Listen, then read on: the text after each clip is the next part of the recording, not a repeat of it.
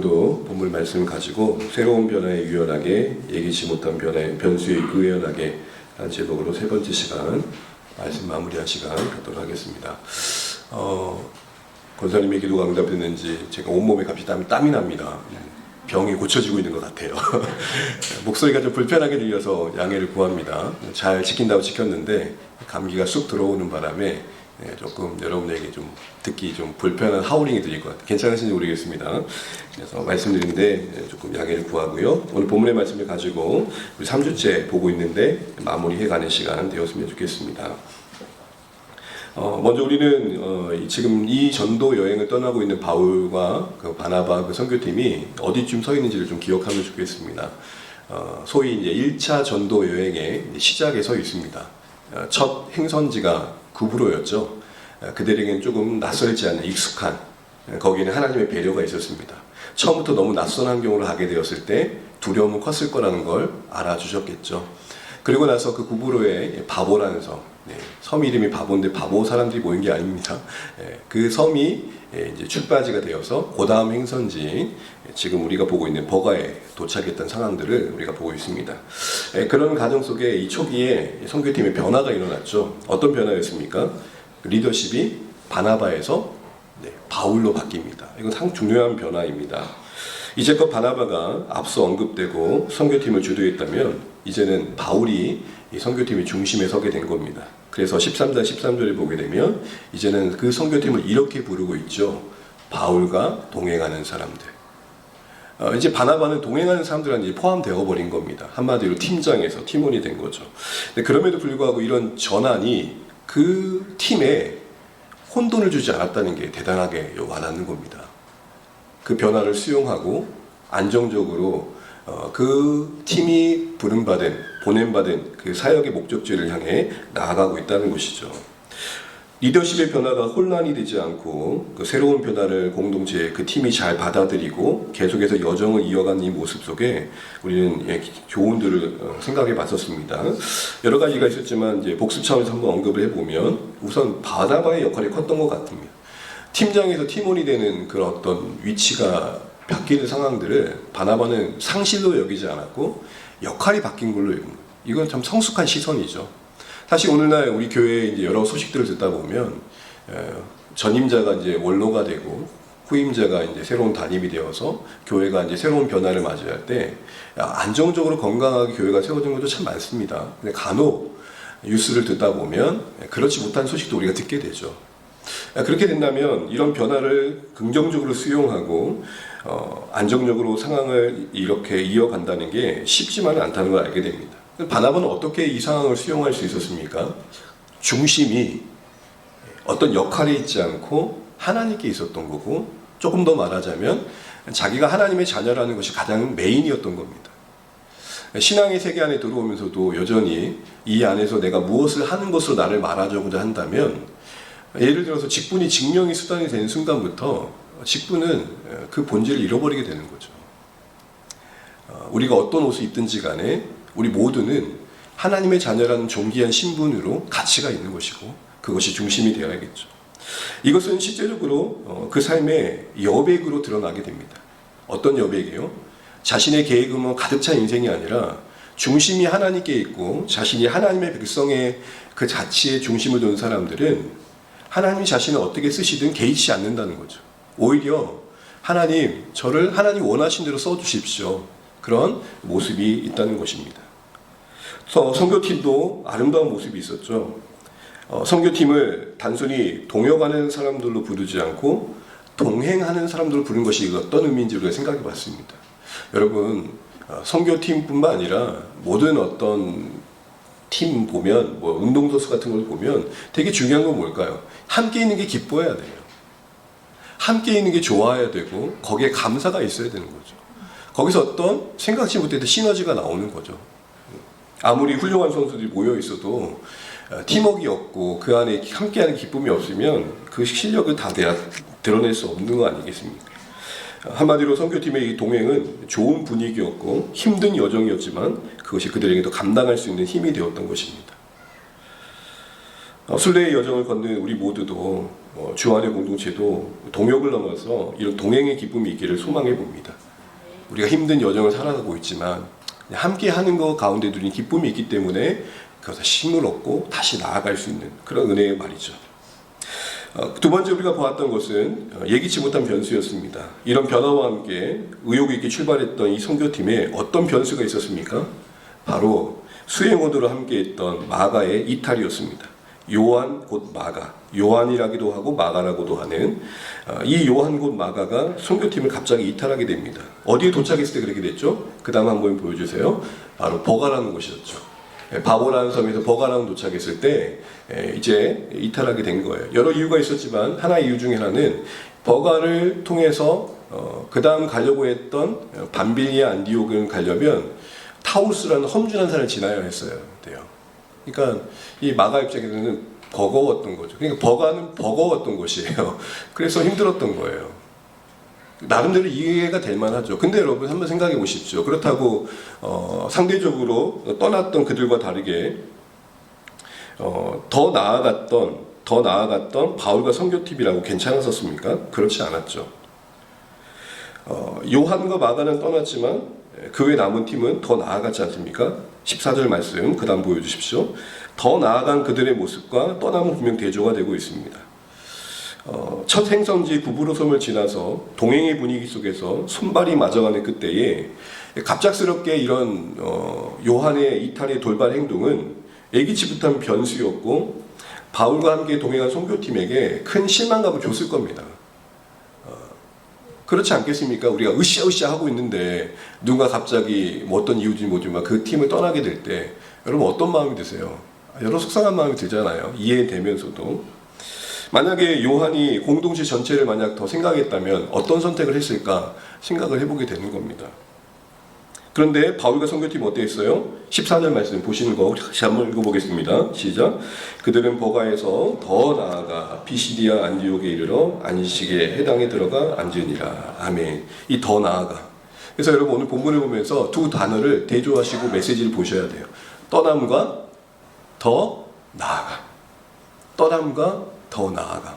이것은 이 사도행전 13장에만 있는 일이 아니라 우리가 현실적으로 경험하는 일이고 저의 고민일 수도 있어요. 떠날 것인가, 더 나아갈 것인가. 이걸 선택할 것인가, 이걸 놓을 것인가. 이 더 나아감은 다른 말로 말하면 의연함이었습니다. 그렇다고 바울과 선교팀이라고 괜찮았기 때문에 그 험준한 산을 넘고 안디옥까지 갔을까요? 그렇지 않았죠. 지난 시간 봤던 것처럼 이 당시에 쓰여졌을 갈라디아서 편지를 보게 되면 바울의 상황이 어땠습니까? 몸이 좋지 않았어요. 몸 상태가 워낙 좋지 않았기 때문에 힘들었단 말입니다. 선교팀이라고 괜찮았겠습니까? 말씀드린 것처럼 마음이 상했을 거라는 것이죠. 그러니까 요지는 뭐냐? 마음이 괜찮아서 간 것도 아니고 상황이 정리돼서 간 것도 아니고 팀이 뭔가 완벽하게 회복돼서 간 것도 아니에요. 그럼에도 불구하고 하나님께서 이곳저곳 이끄시니까 거기에 마음을 모은 거예요. 괜찮아서 괜찮은 게 아니란 말입니다. 우리가 서로를 보면서 이런 걸 볼 줄 알아야 된다는 생각을 해봅니다. 참 저 사람은 뭐 어떤 일을 쉽게 할 때 쉬운 게 아니에요. 쉬워 보일 뿐이지. 우리 각자가 짐을 짊어지고 거기에 있다는 것을 이해해주고 배려해줘야 되는 겁니다. 그러니까 어느 누군가에게는 두 걸음 걷는 게 별일 아니지만 어느 누군가에게는 두 걸음 걷는 게 천근만근인 사람이 있단 말이죠. 이런 면에서 의연함이란 건 뭘까요? 그 더 나아감의 의미는 뭐죠? 다들 아무렇지도 않았기 때문이 아니었고 또한 그렇다고 아무렇지도 않은 척 했던 것도 아닙니다. 감정이 힘들고 상황이 어려움이 있지만 그 모든 것 위에 어떤 걸 권위를 둔 거예요? 하나님을 신뢰함을 권위를 두고 멈추지 않은 거죠. 저는 의연함을 이렇게 정리하고 싶습니다. 그래서 아무렇지도 않고 아무렇지도 않은 척 한 게 아니라 의연함은 그럼에도 불구하고 하나님을 신뢰하며 멈추지 않기를 선택하는 겁니다. 우리에게 하나님 앞에서 이 의연함이 잘 가꿔져 가시기를 축복합니다. 그럼에도 불구하고 예배에 멈춤이 없으시길 바라고 그럼에도 불구하고 섬김에 멈춤이 없으시길 바라고 그럼에도 불구하고 하나님 앞에 나아감에 멈춤이 없으시길 바랍니다. 그럼 여러분, 하나님을 신뢰함으로 멈추지 않는 그 걸음이 의연함이라면 도대체 어떤 믿음이 더 필요할까 할 때 우리가 두 가지 중에 첫 번째를 지난 시간까지 살펴봤죠. 간단하게 보면 그 첫 번째는 뭡니까? 하나님께서 함께 하신다는 겁니다. 언제까지요? 그 사명을 이루실 때까지. 그럼 그 하나님은 어떤 하나님입니까? 어떤 형편성에서도 모든 상황을 주관하실 뿐만 아니라 주도하시는 하나님이시죠. 오늘 여러분, 바울이 더 나아갔다는 상황에서는 언급되지 않지만 사도행전을 차분히 읽어보십시오. 바울을 끝까지 계속해서 이끌고 가시는 분은 곁에 계신 하나님이셨음을 알게 됩니다. 그래서 바울도 이렇게 고백합니다. 그 다음 구절 보여주세요. 사도행전 26장 22절 같이 한번 읽죠. 시작. 하나님의 도우심을 받아 내가 오늘까지 서서 아멘. 아그리파 왕 앞에 서서 하는 자신의 간증 중에 이런 고백을 하는 겁니다. 왕이시여, 제가 여기까지 오는 동안 하나님이 저를 도우셨습니다. 이 말은 의례적인 말이 아니었고 진짜 그랬습니다. 진짜 바울의 여정을 보게 되면 포기하고 싶은 삶이 그에게 순간순간 찾아왔지만 그때마다 곁에서 말씀하시는 하나님이 계셨어요. 이런 것들이 우리에게 주는 위로가 무엇입니까? 바울조차도 자신의 힘으로 버텨내고 자신의 능력으로 살아낸 게 아니라 함께 하신 하나님의 붙드심 속에 그의 인생의 여정을 감당해낼 수 있었다는 거예요. 한 3년 전에 봤던 바울이라는 영화 보시면 그 주인공 바울의 역할을 그 한 분의 멘트가 이런 게 있어요. 옥에갇힌 바울이 이런 말을 해요. 스스로 이렇게 카메라가 어떤 장면을 잡고 있냐면 옥에갇힌 바울인데 바울이 이런 고백을 해요. 주님, 저로 하여금 완주하게 도와주십시오. 아싸, 할렐루야 하는 분들은요 100에 1명도 안 돼요.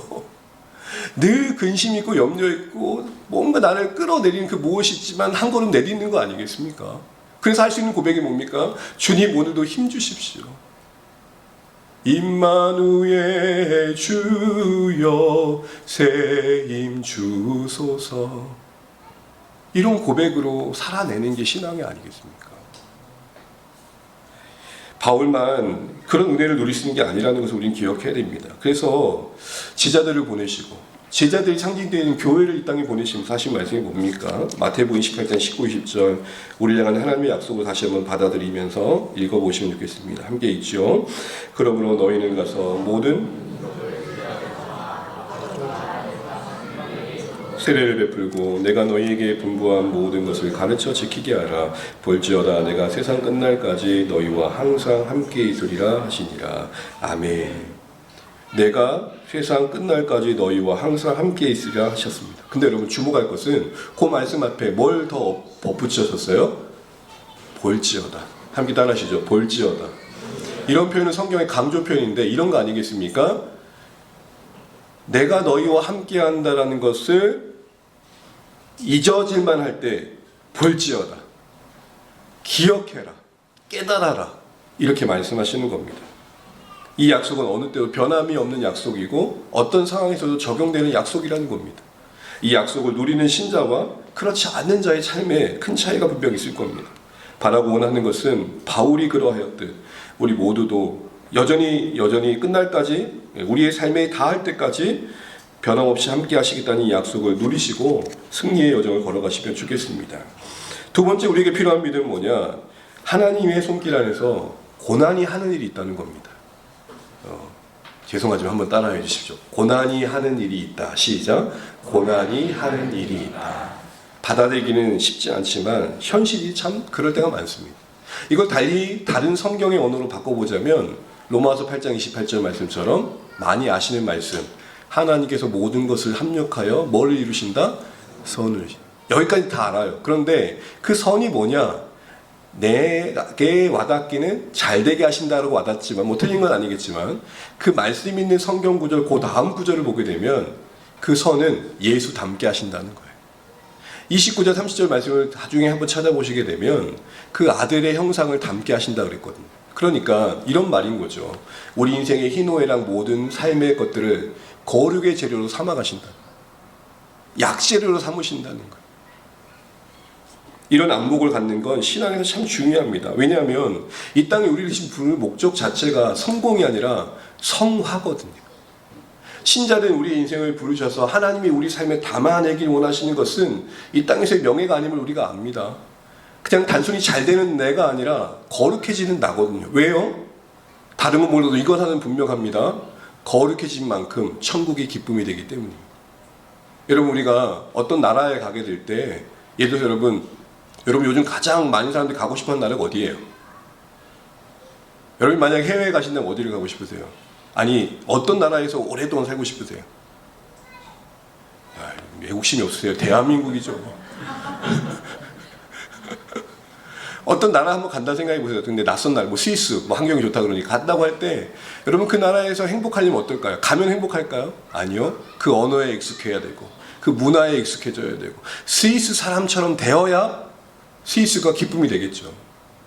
마찬가지로 천국이 누구에게 기쁨이 될까요? 천국을 가장 닮아가는 사람에게 천국은 영광이 되는 겁니다.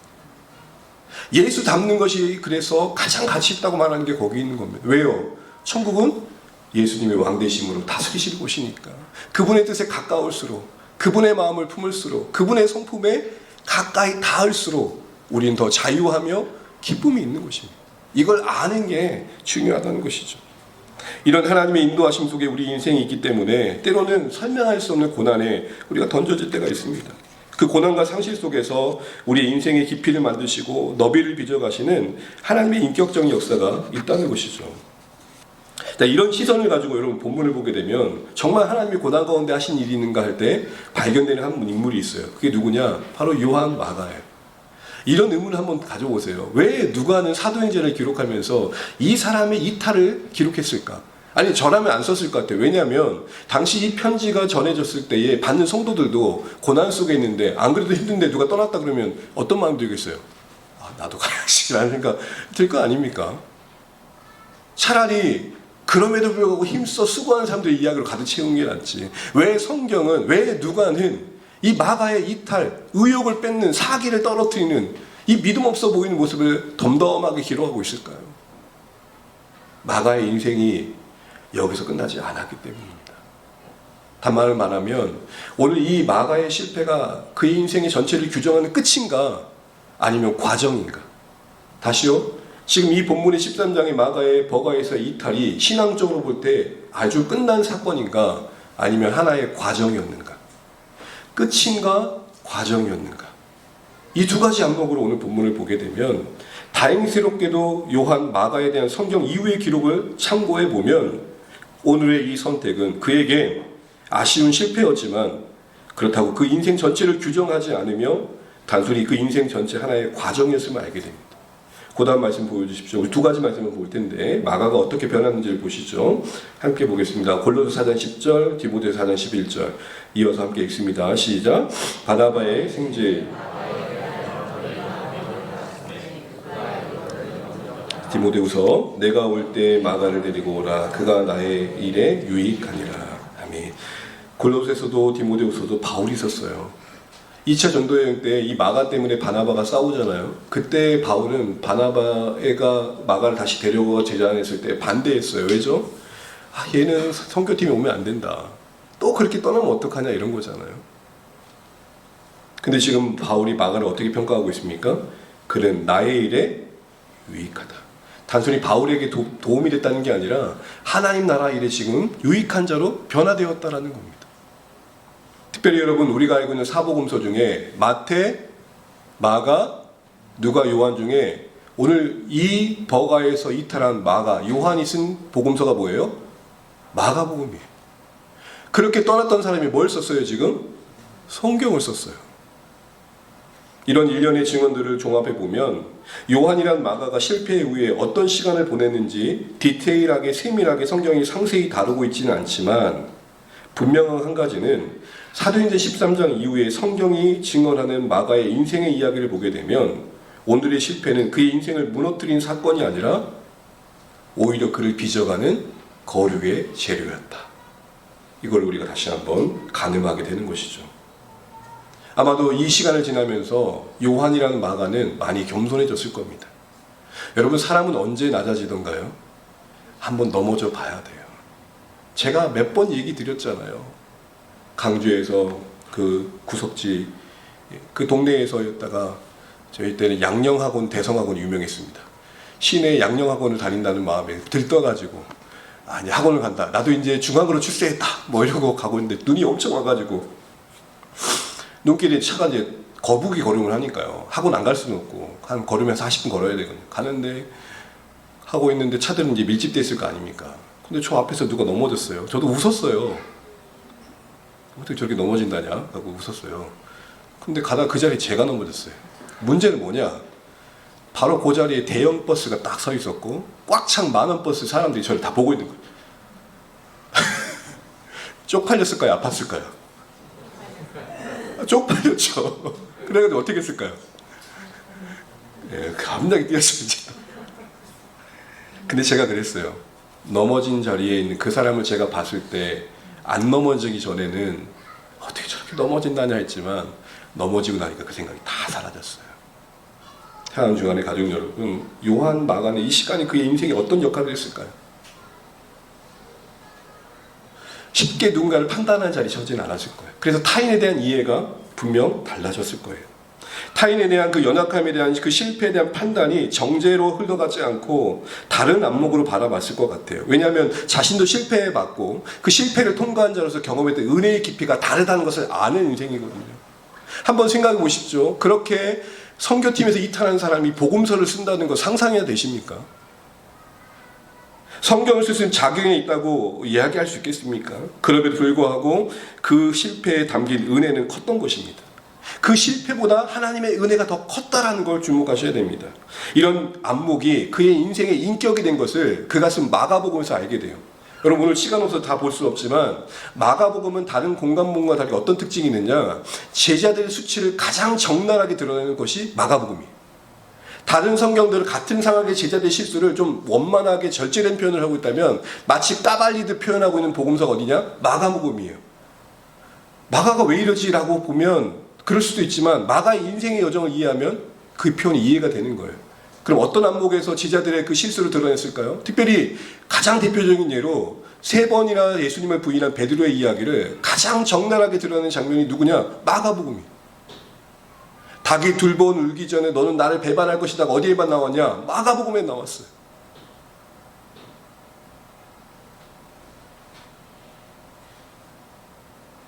제자들을 수치스럽게 하려고 그랬을까요? 아니요. 그게 결론이 아니라는 걸 말하고 싶었던 거예요. 그랬던 제자들이 복음을 위해 자신을 드리는 사도들이 되었다. 고로 당시에 마가복음이 전해졌던 당시에 로마의 성도들이 박해 가운데 신앙을 이탈하고 배반하는 상황들을 바라보면서 낙심치 않기 원했던 거예요. 떠나는 사람을 향해 바라보면서 안 떠나는 사람들이 저렇게 믿음이 없노라고 정죄하지 않기를 바랬고, 떠났던 이들도 그 한 번 떠남 때문에 수치스러워하고 다시 돌아오기를 부끄러워하지 않기를 바랬던 거예요. 떠나는 이들은 떠난 그 자리에서 자신의 떠남에 대한 안타까움을 은혜로 다시 한번 가듬어 안고 돌아오기를 바랬고, 떠난 자들을 바라본 자들에게도 하나님의 은혜는 그거보다 크다는 것을 보기를 바랬던 거예요. 그래서 마가복음은 그 적나라하게 제자들의 실수를 드러냈던 거죠. 말하고 싶었던 건 뭐예요? 그게 그 전부가 아니라는 거예요. 넘어짐이 그들의 인생의 전부가 아니었다라는 거예요. 그들의 넘어짐이 그들의 인생 전체를 규정하지 않았다라는 거예요. 이런 서사적인 맥락에서 오늘 사도행전의 누가는 마가를 쓰고 있다는 걸 보셔야 돼요. 그래서 하고 싶은 말이 뭘까요? 사도행전의 역사를 써갔던 이들은 강하고 대단했던 애들이 아니라 연약한 인생들이었다. 당장에 여러분 주도적인 역사를 쓰고 있는 바울을 보십시오. 사울로 활동했을 때, 그가 유대에 열심히 있었을 때 했던 행적들을 보십시오. 그가 어떻게 복음을 위해 사는 사람이라고 할 수 있겠어요? 사도행전의 이 마가의 이탈의 기록도 결국은 사도행전이 말하는 바와 일치합니다. 그게 뭐죠? 하나님의 역사, 복음의 역사는 연약한 자를 통해 써가신다. 그러게 여러분, 이게 우리에게 소망이 되는 겁니다. 여전히 우리는 일상 속에 살아가면서도 주님과 무관하게 살 때가 참 많고, 내가 내 스스로를 돌아봐도 부끄러울 때가 참 많지만, 그럼에도 불구하고 우리가 인생의 여정 속에 하나님 나라를 위해 살아갈 수 있는 기회가 주어지고 있다는 것들도 함께 볼 수 있어야 되는 거죠. 달리 말해서 우리는 넘어짐 속에서 하나님 앞에서 아름다운 사람, 좋은 사람으로 빚어져 간다는 겁니다. 여러분 아실 분들은 많이 아실 텐데, 지금은 고인 되셨죠. 오래전에 장영희 교수님, 설교 노트에 오터가 있네요. 이분이 어떤 사연이 있는지는 아시면 아실 겁니다. 근데 참 에세이스트셨죠. 글들을 따뜻하게 잘 쓰셨어요. 그래서 이분의 글을 읽으면 참 포근해져요. 포근해져요. 그분이 조선일보의 인터뷰 속에 이런 이야기를 했었습니다. 제가 한번 읽어볼게요. 네, 화면 눈으로 보시면 되겠. 제가 한번 읽어보겠습니다. 뒤돌아보면 내 인생에 이렇게 넘어지기를 수십 번, 남보다 조금 더 무거운 짐을 지고 가기에 좀 더 자주 넘어졌죠. 그래서 어쩌면 넘어지기 전에 이미 넘어질 준비를 하고 있었는지도 모른다. 그런다 신은 다시 일어서는 법을 가르치기 위해 넘어진다고 나는 믿는다. 넘어질 때마다 나는 번번이 죽을 힘을 다해서 다시 일어났고 넘어지는 순간에도 다시 일어설 힘을 모으고 있었다. 그리고 그렇게 많이 넘어져 봤기에 내가 조금 더 좋은 사람이 되었다고 난 확신한다. 저는 되게 동의가 됩니다. 이게 왜 중요하냐면 이 말 한마디만 좀 드리고 싶습니다. 사람들은 좋은 말을 듣는 게 아니라 좋은 사람의 말을 듣기 때문입니다. 기독교 신자들이 이 땅에서 회복해야 할 게 뭔지를 한번 고민해 보십시오. 우리가 하는 말이 다 좋은 말 아닙니까? 천국 이야기, 믿음의 이야기, 소망의 이야기 다 좋은 이야기죠. 그런데 듣는 이들의 입장에서는 좋은 말을 듣는 게 아니라 좋은 사람의 말을 듣는다고요. 그 말이 그의 인생이 된 인생들, 그 말이 그의 삶이 되기 위해 넘어짐을 반복했던 사람들의 서사가 있는 인생들의 이야기를 듣는단 말이죠. 그런 면에서 우리 모두가 다시 한번 하나님께서 고난 속에서 우리에게 뭘 더 채우고자 하신지를 생각해 볼 필요가 있는 것입니다. 한마디로 우리를 더 부끄럽게 하시려고 하심이 아니라 우리를 더 명예롭게 하시기 위해서 하나님 우리 인생을 더 크게 빚어가고 계시다는 생각들을 해볼 필요가 있는 것이죠. 이와 같은 맥락에서 요한의 서사는 우리 신앙에 아주 중요한 고백이 되는 빌립보서 1장 6절 말씀을 증언해주고 증명해준다고 할 수 있습니다. 우리 이 말씀 읽고 말씀을 좀 마무리해 가보겠습니다. 함께 읽죠. 빌립보서 1장 6절입니다. 시작. 너희 안에 착한 일을 시작하신 이가 그리스도 예수의 날까지 이루실 줄을 우리는 확신하노라. 아멘. 빌립보 교회야 너희 안에 착한 일, 구원의 일을 시작하신 하나님께서 그 일을 이루시는 그 목적을 향해 일해가고 계신다. 그리고 그것을 완성하실 것이다 라고 말합니다. 당시 빌립보 교회가 좋은 조건에 있기 때문에 하는 말이 아닙니다. 잘하고 있기 때문에 하는 말이 아닙니다. 하나님이 시작하기 때문에 갖는 소망이었습니다. 여러분 우리 자신을 향해서도 우리의 구원이 하나님으로 말미암아 시작되게 가는 소망 잃지 않으시길 바랍니다. 여러분의 자녀를 향해서도 가족들을 향해서도 하나님이 저들의 인생에 시작하실 구원으로 인해서 소망을 잃지 않으시길 바랍니다. 지금은 잠시 방황하는 것 같고 자충우돌하는 것 같지만 그 안에 하나님이 시작하신 시작이 있다면 그 완성을 그 누구도 방해할 수 없다는 것입니다. 그러므로 현재의 10장에서 너무 쉽게 우리가 판단하고 정죄하고 결론을 내리는 것, 단정 지으려고 하는 것 삼가해야 되지 않을까 생각을 해보게 됩니다. 마주하게 된 상황과 조건, 일, 여러 그것들이 변수로 와닿을 때, 때론 그 안에 실패가 있을 때 여러분 오히려 우리는 당장 받아들이긴 쉽지 않겠지만 이렇게 생각해 보시면 어떨까요? 하나님께서 여전히 이걸 통해 하실 일이 있다. 안 일어나면 더 좋죠. 안 일어나는 것이 제일 좋죠. 그런데 내가 선택한 것도 아니고 때는 어쩔 수 없이 찾아온 상황 속에서 그냥 체념하듯 그것만 바라볼 게 아니라 우리 하나님이 이걸 통해 일해 가실 것을 보는 거예요. 아니요, 적극적으로 기도해야죠. 하나님 이곳이 우리 인생의 하나님 앞에서의 서사가 되게 해주십시오. 특별히 누군가의 버가를 보게 될 때, 마가가 이탈했던 그 버가처럼 누군가가 실패하는 것을 보게 될 때 그 인생 그 전체로 규정짓지 않고 섣부른 판단보단 따뜻한 시선으로 보는 것이죠. 여러분 우리 중에 단 한 번도 넘어짐이 없었던 분들 계십니까? 그 넘어짐이 있었기에 일어섬이 있었던 걸 우리가 잘 압니다. 특별히 우리 안에 고둠이 타인을 향한 구둠이 되지 않길 바랍니다. 올곧은 분일수록 마음이 쉽게 굳어요. 우리 때는 나 때는 안 그랬는데 나라면 말이야 이런 말 지양해야 될 것 같습니다. 뭐 그 정도 가지고 끌어놓어. 그러지 마십시오. 각자 서 있는 자리에 짊어진 짐이 다릅니다. 상대적으로 무거움이 다르다고요. 어떤 사람이 10kg도 들 수 있는 무게가 있지만 어떤 사람에게는 100g도 무거운 사람이 있다고요.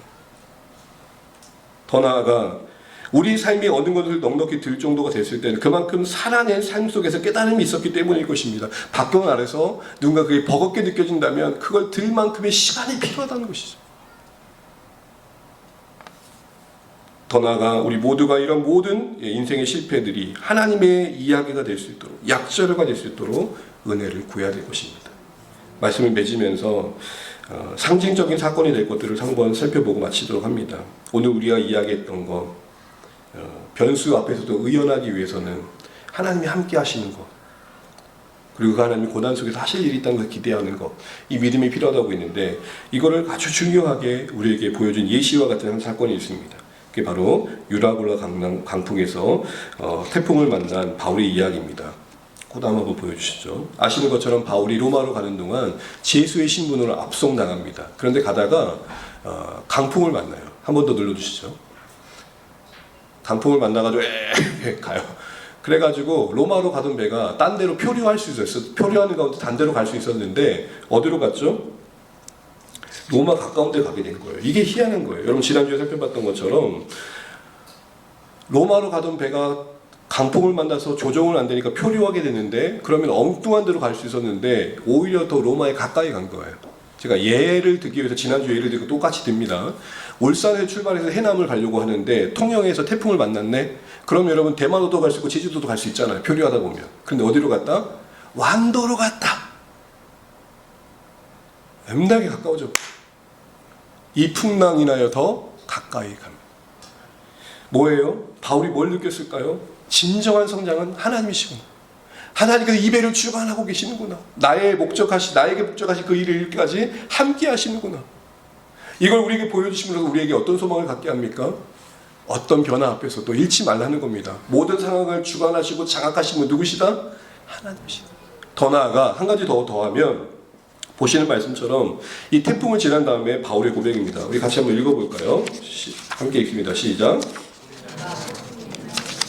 네, 우리는 이와 같이 로마에 가니라. 바울이 그들을 보고 하나님께 감사하고 담대한 마음을 얻으니라. 뭘 얻었다고요?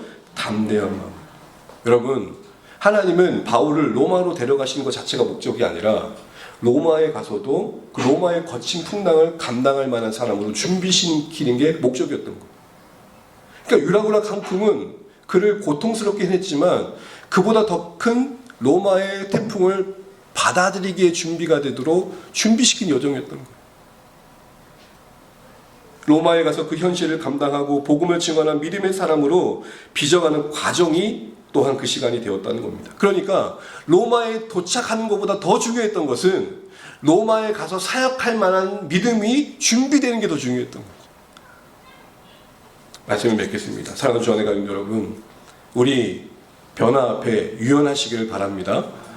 또한 어떤 상황들 앞에서, 변수 앞에서 의연할 수 있는 믿음을 구하시길 바랍니다. 이를 위해서 기억하십시오. 모든 상황을 하나님께서 주관하고 계시고 나를 향한 나의 삶의 계획과 내 삶의 생명이 다하기까지 함께 하신다는 것. 변수는 많지만 그 모든 변수를 주장하시는 상수, 절대 상수가 되신 하나님이 함께 하신다는 것. 또한 고난을 통해 하시는 일이 분명히 있다는 것. 뺏기는 것 같고 잃어버린 것 같지만 담아내시는 건 더 크다는 것. 그래서 잃어버린 게 전혀 생각이 나지 않을 정도로, 아깝게 여겨지지 않을 정도로 더 영광스럽게 하시고 명예롭게 하시는 분이 우리 하나님이시라는 것. 이것 때문에 우리 인생의 어떤 현실이 당장의 실패로 와닿아도 그게 나를 수치로 몰아가더라도 포기하지 않겠다라는 것. 그게 우리의 믿음 되시기를 간절히 축복합니다. 그런 은혜 안에서 우리가 올 한 해도 승리의 걸음 걸어가시기를 간절히 소망합니다.